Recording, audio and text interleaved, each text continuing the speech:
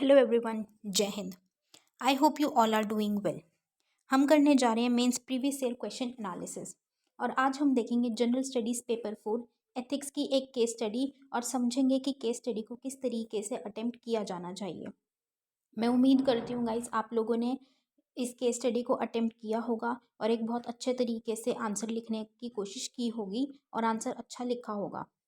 तो इसके बाद गाइज इसमें आपको जो भी पॉइंट्स मिलेंगे आप प्लीज़ उनको अपने नोट्स में ऐड ऑन करके रखिएगा और कुछ एक्स्ट्रा पॉइंट्स अगर आपको लगते हैं तो प्लीज़ कमेंट सेक्शन में ज़रूर शेयर कीजिएगा।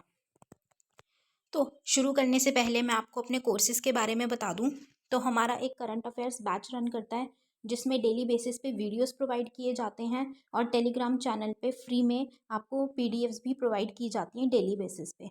और अगर आप पेड कोर्स में एनरोल करते हैं करंट अफेयर्स के तो उसमें आपको लाइव डाउट सेशंस लिए जाते हैं आपके डेली बेसिस पे और साथ ही साथ रिवीजन भी कराई जाती है। हमारा मेंस का आंसर राइटिंग बैच रन करता है जिसमें एक बैच है जिसमें आपको डेली बेसिस पे क्वेश्चंस मिलते हैं और रात को 8 बजे आपको एनालिसिस होता है और वो बैच सभी के लिए फ्री है। और एक हमारा पेड बैच भी आया है जिसमें बहुत हाईली एक्सपीरियंस्ड फैकल्टी हैं, बहुत अच्छी फैकल्टी है। वो आपको रियल टाइम बेसिस पे बिल्कुल बेसिक से आंसर राइटिंग की प्रैक्टिस कराएंगे और एडवांस लेवल तक आपको बिल्कुल ट्रेन कर देंगे आंसर राइटिंग में। आप बिल्कुल मेंस रेडी हो जाओगे, आपको मेंस रेडी करवा दिया जाएगा बिल्कुल प्रीलिम्स तक। और हमारा जीएस बैच रन करता है प्री प्लस मेंस बैच, बिल्कुल फुल फ्लेज बैच है गाइज। बिल्कुल ज़ीरो से तैयारी करवाई जा रही है। एनसीईआरटी 6 क्लास से लेके एडवांस बुक्स तक का कवरेज उसमें करवाया जा रहा है। हाईली रिकमेंडेड, ज़रूर ज्वाइन कीजिएगा उस बैच को। तो ज्वाइन करने के लिए आप नीचे दिए गए नंबर 9713282838 पे व्हाट्सएप या टेलीग्राम के थ्रू डिटेल्स ले सकते हैं और अपने अपने आप को उस बैच में एनरोल करवा सकते हैं। तो चलिए स्टार्ट करते हैं आज का सेशन। आज हम देख रहे हैं एथिक्स की एक केस स्टडी को। तो केस स्टडी कुछ इस तरीके से है। You are heading the rescue operations in an area affected by severe natural calamity. मतलब ये बोला जा रहा है कि आप एक रेस्क्यू ऑपरेशन को हेड कर रहे हैं, ठीक है, उस एरिया में जो एरिया एक नेचुरल कैलामिटी की वजह से बहुत ज़्यादा अफेक्ट हुआ है, बहुत ज़्यादा नुकसान में है, वहाँ के लोग हार्म में हैं वहाँ के लोग, तो उनको बचाना है। एक रेस्क्यू ऑपरेशन कंडक्ट हुआ है वहाँ के लोगों को बचाने के लिए, निकालने के लिए, और आपको उसका हेड बनाया गया है कि आपको वहाँ के लोगों को निकालना है। Thousands of people are rendered homeless and deprived of home, drinking water and other basic amenities. अब जिस एरिया में नेचुरल कैलेमिटी आई है वहाँ के लोगों के घर चले गए हैं, वो लोग होमलेस हो गए हैं, उनके पास घर नहीं है रहने के लिए, उनको खाना नहीं मिल रहा है, पानी नहीं है उनके पास पीने के लिए, और जो बेसिक चीज़ें, बेसिक एमिनिटीज़ की ज़रूरत होती हैं वो उनके पास चीज़ें नहीं हैं। Rescue work has been disrupted by heavy rainfall and damage to supply routes. तो जो रेस्क्यू वर्क है, मतलब जो लोगों को निकालने का काम था उस एरिया से, जो एरिया अफेक्टेड है, वो काम रुक चुका है। किसकी वजह से? भारी मात्रा में बारिश आने की वजह से, हैवी रेनफॉल की वजह से। तो बहुत ज़्यादा बारिश आई, बारिश आने की वजह से क्या हुआ, जो वहाँ के सप्लाई रूट्स थे जिसके थ्रू वहाँ के लोगों को खाना पानी दिया जा सकता था, वो रूट्स टूट चुके हैं, या जिस रूट के थ्रू जाके जो अथॉरिटीज़ हैं वो जाके और स्टाफ जाके लोगों को वहाँ से बचा रेस्क्यू कर सकते थे, वो रूट्स टूट चुके हैं। वहाँ की सप्लाई रूट्स हैम्पर हो चुके हैं जिसकी वजह से रेस्क्यू करने का जो काम है, कार्य है, वो रुक गया है। The local people are seething the anger against the delayed limited rescue operations। कि जो वहाँ के लोग हैं जो उस एरिया में निवास करते थे, जिस एरिया में नेचुरल कैलेमिटी आई है, जो लोग वहाँ पे सफ़र कर रहे हैं, वो लोग आग बबूला हो रहे हैं गुस्से से। वो लोग गुस्सा दिखा रहे हैं, आक्रोश दिखा रहे हैं किसके अगेंस्ट में, कि जो रेस्क्यू ऑपरेशन है वो जल्दी से नहीं किया जा रहा है, रेस्क्यू नहीं किया जा रहा है, लोगों की सप्लाई नहीं दी जा रही है, लोगों को वहाँ से निकाला नहीं जा रहा है। तो इसीलिए लोग बहुत निराश हैं और बहुत गुस्सा हैं उसकी वजह से, क्योंकि जैसे एक ओपिनियन होता है कि सरकार की तरफ बहुत लोगों का एक नेगेटिव ओपिनियन होता है, तो वो कि सरकार तो कुछ कर ही नहीं रही है, सरकार को कोई फ़र्क नहीं पड़ रहा। तो ये चीज़ें वो माइंड में रख रहे हैं। वो अपने आप उनके दिमाग में गुस्सा भर गया है, वो आक्रोश जता रहे हैं और वो कह रहे हैं कि हमें यहाँ से निकाला नहीं जा रहा है। When your team reaches the affected area, अब जैसे तैसे उस उन सप्लाई रूट्स को मैनेज करके, या जो वो हैम्पर हो चुकी थी, या किसी तरीके से सोल्यूशन निकाल के जब हमारी टीम उस अफेक्टेड एरिया तक पहुंची है, the people there heckle and even assault some of the team members, तो लोग आक्रोश जताने लगे, गुस्सा होकर उन पे चढ़ गए और उनको बुरा भला भी कहने लग गए। वन ऑफ आर पा और team members is even severely injured, हमारे टीम का एक मेंबर बल्कि बहुत ज़्यादा घायल भी हो गया, क्योंकि लोगों ने उन पे हमला करना भी शुरू कर दिया गुस्से में कि आप लोग तो हमारे लिए काम कर ही नहीं रहे हो, आप लोग हमें निकालने के लिए यहाँ से कुछ नहीं कर रहे हो। ठीक है। After that some team faced with the crisis, some team members pleaded with you to call off the operations fearing threats to their life. अब ये सिचुएशन देखते हुए कि ऐसे जो वहाँ के लोग हैं वो इतना गुस्से में भरे हुए हैं, इतने आक्रोश से, उन जो टीम उनको बचाने के लिए गई थी, रेस्क्यू करने के लिए गई थी, वहाँ से निकालने के लिए गई थी, उन्हीं मेंबर्स को लोग मारपीट कर रहे हैं, लोग उनके साथ दुर्व्यवहार कर रहे हैं, उनको कुछ बोल रहे हैं।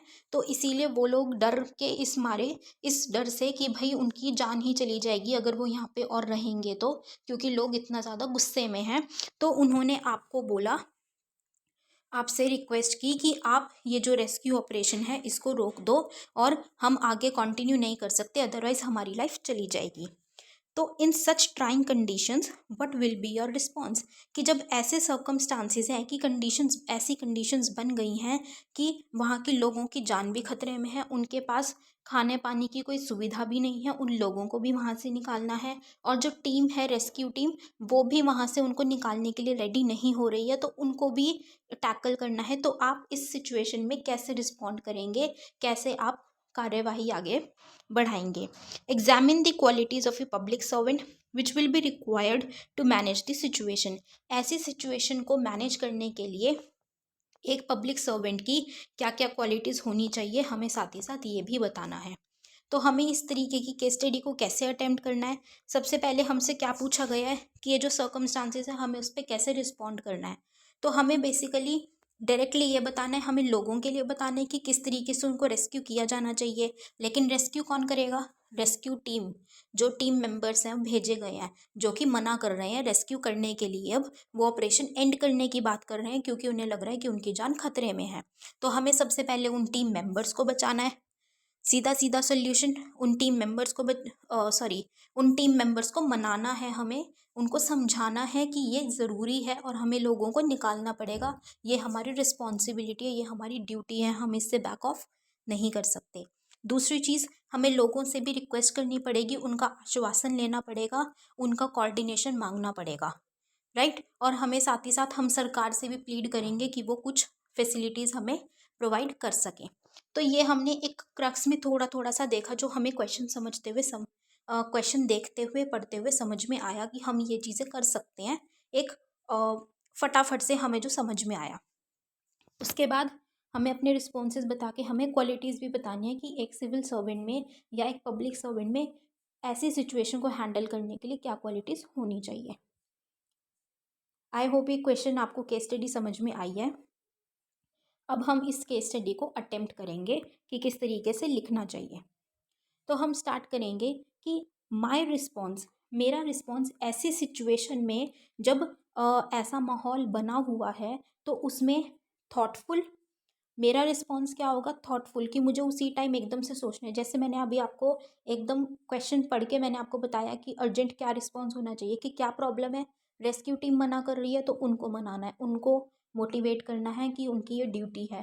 पीपल वो आक्रोश दिखा रहे हैं, उनको समझाना है, उनको टैकल करने का इंतज़ाम करना है, उनको टैकल करने के लिए सोल्यूशन निकालना है। ठीक है। तो विचारशील होना चाहिए, कोजेंट, ठोस एंड ह्यूमेन, जो मानवीय, इस तरीके से हमें सोल्यूशन सोचने हैं और जो भी चीज़ें इन्वॉल्व हैं, जो भी डायलेमास दुविधाएं वहाँ पे हैं, उनको देखते हुए हमें सोचना है और सोल्यूशन निकालना है, बातें करनी है। लीविंग थाउजेंड्स अनअटेंडेड, बहुत सारे मतलब इतने हज़ारों की तादाद में जो लोग थे वहाँ रह रहे थे, उनको अटेंड नहीं किया गया। लेकिन क्यों नहीं किया गया? क्योंकि हैवी रेनफॉल की वजह से, बारिश की वजह से सप्लाई चेन्स जो थी वो डिस्टरप्ट हो गई थी, टूट गई थी। लेकिन वहाँ के लोग जो हैं उनको नहीं पता, और वो ऐसी कंडीशन में है उस टाइम पे कि वो इस चीज़ को समझ भी शायद नहीं पा रहे हैं, क्योंकि वो बहुत ज़्यादा परेशान हैं उस टाइम पे। तो ऐसे उस टाइम पे उनको लग रहा है कि इतने हज़ारों लोग हैं, इनको छोड़ के सरकार उनकी हेल्प नहीं कर रही है, जब वो कंप्लीटली सरकार के ऊपर डिपेंडेंट है। तो अगर ऐसी सिचुएशन है कि जब लोगों को छोड़ दिया जा रहा है, सरकार उनकी मदद नहीं कर पा रही है, जब एक्चुअल में उनकी लोगों को गवर्नमेंट की हेल्प की ज़रूरत है, उनकी मदद की ज़रूरत है, तो वो एक माना जाता है कि ये बंदा क्या है, या ये पर्सन या सरकार क्या है, कायर है, या वो जो कंसर्न पर्सन है वो कायर है, टिमिड है, या फिर सेल्फ प्रिजर्वेशन की आत्मरक्षा, अपनी रक्षा के लिए काम कर रहा है, वो अपने लिए ही काम कर रहा है, वो लोगों के लिए काम नहीं कर रहा। तो वो एक सिविल सर्वेंट की, एक पब्लिक सर्वेंट की क्वालिटी नहीं होती, फिर वो एक पब्लिक सर्वेंट नहीं है। तो हमने ये क्या किया, हमसे क्वालिटी पूछी हुई थी, हमने उसके बारे में थोड़ा सा क्रक्स दे दिया एज एन इंट्रोडक्शन, और हमने एक उस वो रिस्पॉन्स हमारा कैसा होना चाहिए उस टाइम पे, एक तो क्विक होना चाहिए, थॉटफुल होना चाहिए, मानवता अ, वाला होना चाहिए, ह्यूमेन होना चाहिए, जिसमें हम उनके बारे में सोच के कर रहे हैं। तो इस तरीके से हमने क्या किया, छोटा सा पहले इंट्रोडक्शन दिया अपना। फिर हम बात करेंगे कि हमें कैसे रिस्पॉन्ड करना है, कि वो पर्सन कैसे रिस्पॉन्ड करेगा। सबसे पहला, जैसे मैंने बोला था कि जो वो रेस्क्यू टीम है वो मेंबर्स मना कर रहे हैं, तो हमें उन्हें समझाना है। तो क्या करना है, मोरल अपलिफ्टमेंट, उनका मनोबल उत्थान करना है, मनोबल बढ़ाना है कि हम ये ऑपरेशन को छोड़ेंगे नहीं, ये हमारी ड्यूटी, हमारी सर्विस हमें नहीं कहती है, राइट। तो सबसे पहली रिस्पॉन्सिबिलिटी जो मेरी होगी यहाँ पे, कि मैं एक रेस्क्यू मिशन की हेड हूँ अगर, तो मेरी जो सबसे पहली रिस्पॉन्सिबिलिटी बनेगी वो ये बनेगी कि मैं, जो मेरा ग्रुप है, मेरे टीम मेंबर्स हैं, मैं उनका फोकस वापस से उस ऑब्जेक्टिव पे लेके आऊँगी जिस ऑब्जेक्टिव के लिए हमने शुरू किया था। मतलब जिस मिशन के लिए हम निकले थे, मैं वापस से उस मिशन पे उनका ध्यान केंद्रित करूँगी, उनका फोकस लेकर आऊँगी। अब क्योंकि कुछ लोग उसमें से क्या बोल रहे हैं डर के, क्योंकि उनको लगता है कि वहाँ के लोग इतने गुस्से में हैं कि शायद वो उनकी जान ही ले लेंगे, तो वो मिशन बंद करने की, रेस्क्यू ऑपरेशन बंद करने की बात कर रहे हैं। तो उस टाइम पे उन्हें कुछ एग्जाम्पल्स देके, कुछ उदाहरण देके उनको मोटिवेट करना है, उनको समझाना है। जैसे कि उस टाइम पे मैं उनको बता सकती हूँ कि 2014 में कश्मीर में फ्लड्स आए थे, बाढ़ आई थी कश्मीर में। उस टाइम पे जो एनडीआरएफ टीम थी, नेशनल डिज़ास्टर रेस्क्यू जो टीम थी, उन्होंने जब अपना रेस्क्यू मिशन शुरू किया, तो वहाँ के लोगों ने उनके ऊपर पत्थर फेंके, उनकी जो बोट्स थी वो बोट से गए थे तो उनकी बोट्स छीन ली गई, उनको पानी में फेंक दिया गया, ठीक है। उनमें से एक को तो बल्कि मार भी दिया गया, मतलब मारा भी गया था, स्टैब भी किया गया था पीछे से, छुरा घोंपा गया था उसके अंदर। लेकिन फिर भी उन लोगों ने अपने पैर वापस नहीं लिए, उन लोगों ने अपने आप को पीछे नहीं खींचा, वो आगे बढ़ते चले गए, आगे गए, क्योंकि वो उनका मिशन था और उनको किसी भी हाल में उसको कंप्लीट करना था, वहाँ के लोगों को बचाना था। और जब वो बिल्कुल अपने दृढ़ निश्चय से आगे बढ़े, तो उन्होंने 50,000 से ज़्यादा लोगों की जान बचाई और वहाँ से उनको बाहर निकाल के लेकर आए। तो ये क्या है, ये एक मोटिवेशन का काम करेगा उन लोगों के लिए, वो मेरे टीम मेंबर्स के लिए, जो कि ये ऑपरेशन बंद करने की मांग कर रहे हैं।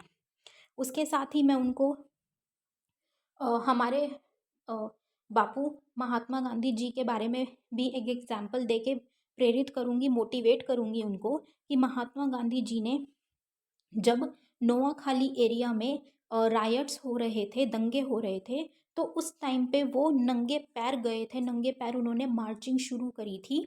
और उस टाइम पे लोगों ने उनके जो पाथ है उनके रास्ते में क्या किया था, जो कांच है, कांच के टुकड़े, पीसीज ऑफ ग्लास, कांच के टुकड़े डाले थे उनके पैरों में, या जो एनिमल एक्सक्रीटा होता है, जो जानवरों का जैसे डंग होता है, एक्सक्रीटा होता है, उसको घेर दिया था उनके रास्तों में, जो राइट अफेक्टेड एरिया थे, क्योंकि वो गुस्सा थे, इस वजह से उन्होंने ये काम किया।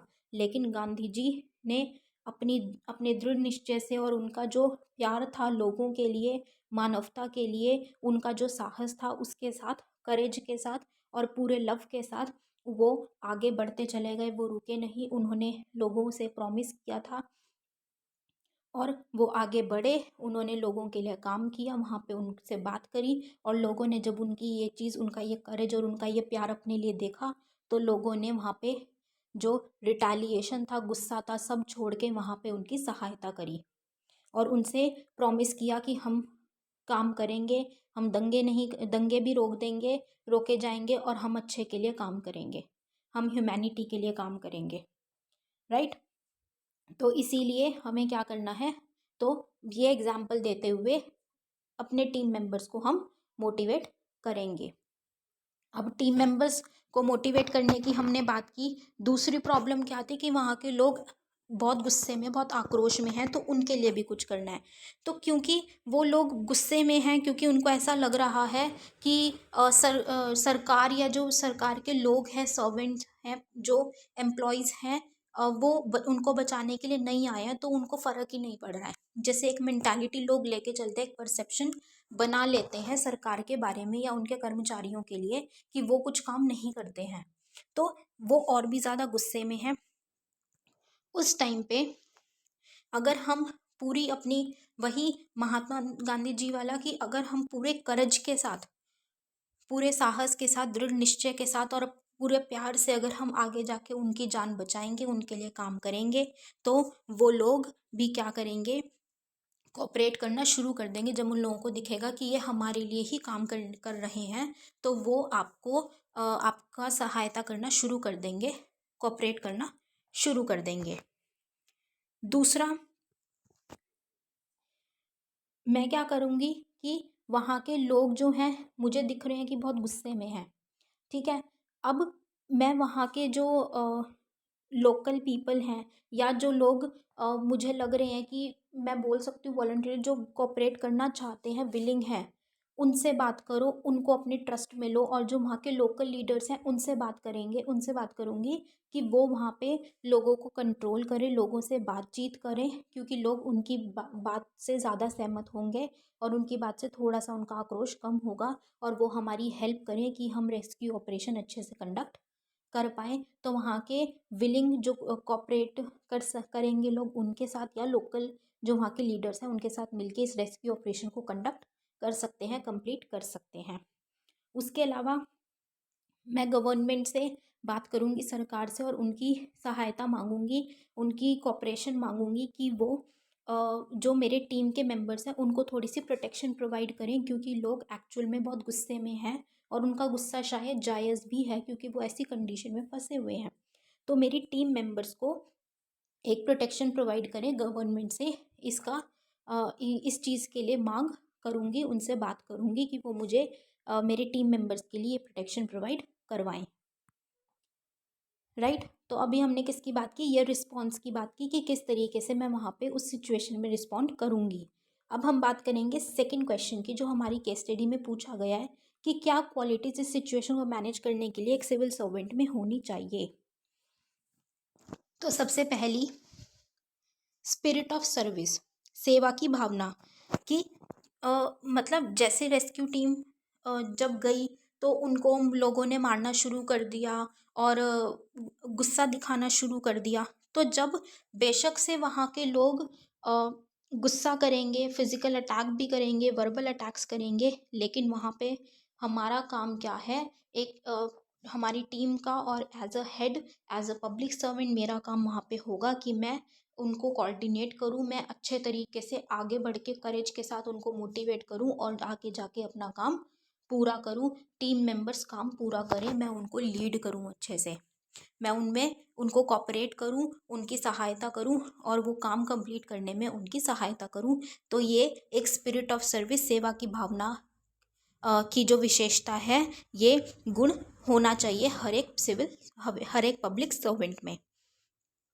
लीडरशिप, लीडरशिप मतलब नेतृत्व, नेतृत्व का गुण होना चाहिए कि जब ऐसे सर्कमस्टांसेस आते हैं, तो जैसे अब इसमें क्या हुआ कि रेस्क्यू जो टीम थी वो बैक ऑफ होने लगी थी, उन्होंने पैर पीछे लेने शुरू कर दिए कि लोग तो मार रहे हैं, लोग बहुत ज़्यादा गुस्से में हैं, हम आगे जाएंगे तो हमारी जान भी जा सकती है।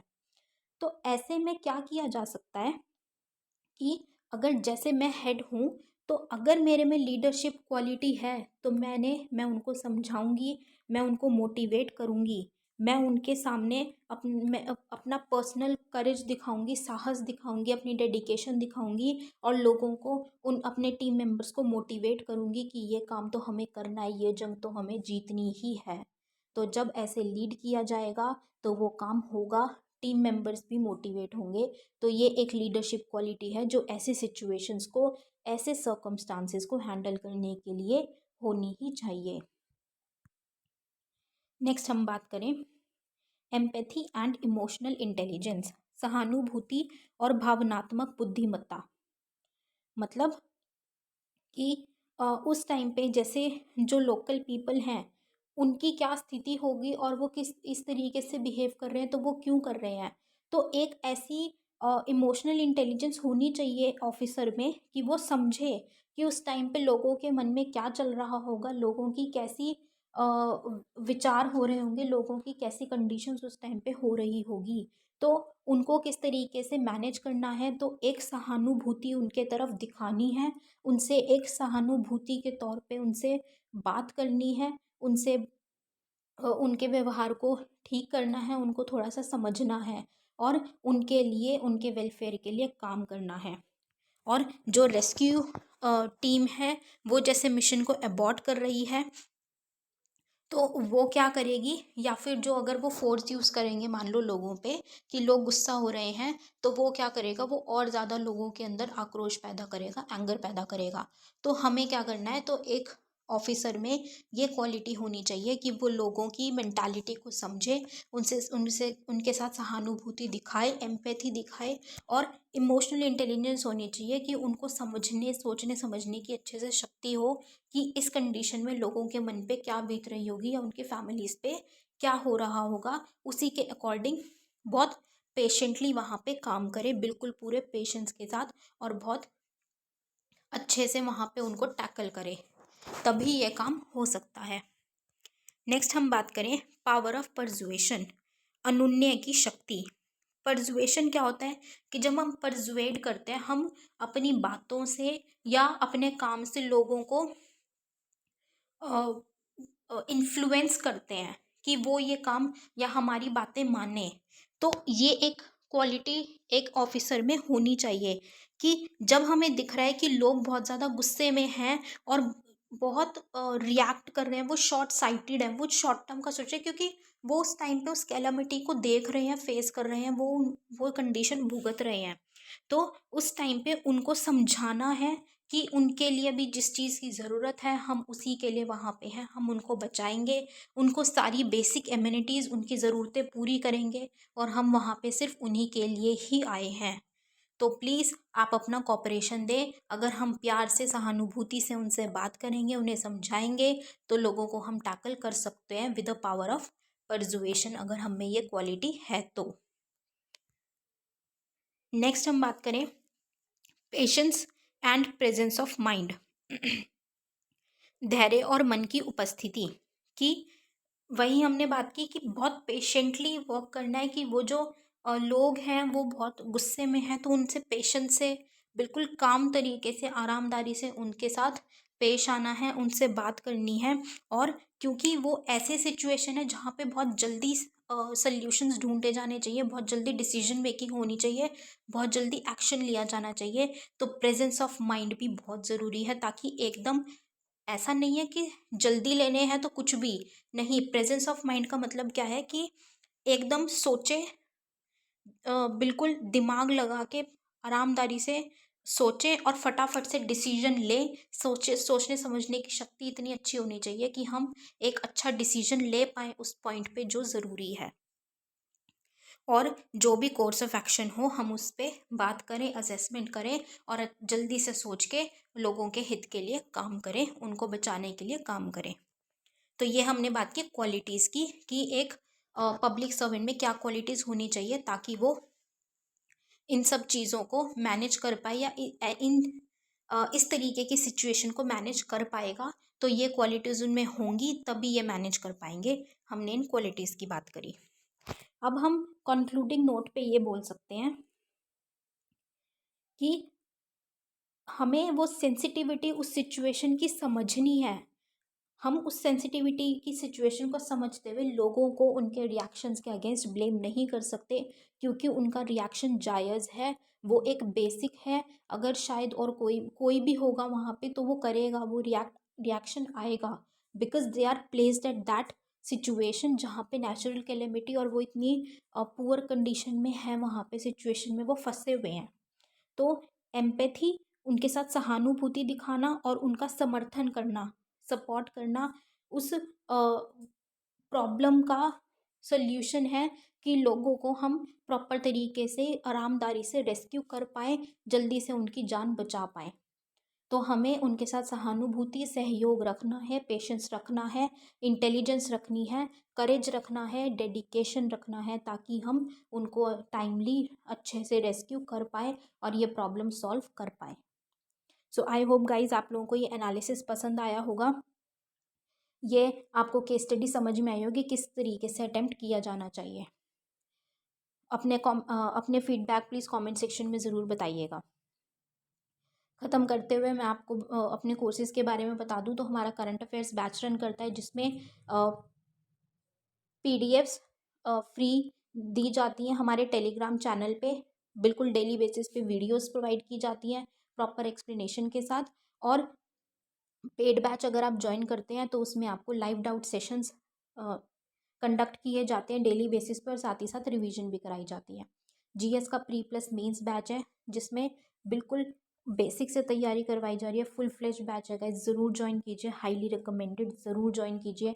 आपको इतनी अच्छी कॉन्सेप्ट क्लैरिटी करा दी जाएगी उस बैच में कि आपका प्री और मेंस निकालने से आपको कोई नहीं रोक सकता।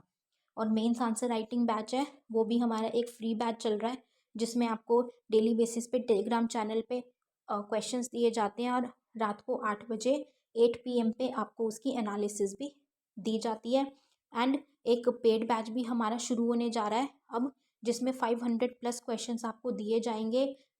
हाईली एक्सपीरियंस्ड फैकल्टी हैं, वो आपके आंसर्स चेक करेंगी, आपकी वैल्यूएशन करेंगी, आपको इम्प्रूवमेंट बताएंगी और आपको मेंस रेडी बनाया जाएगा बिल्कुल। तो इन बैचेस को ज़रूर ज्वाइन कीजिए। ज्वाइन करने के लिए आप नीचे दिए गए नंबर 9713282838 पे व्हाट्सएप या टेलीग्राम के थ्रू टेक्स्ट करके आप डिटेल्स ले सकते हैं और बैच ज्वाइन कर सकते हैं। So thank you guys, have a great day ahead. जय हिंद।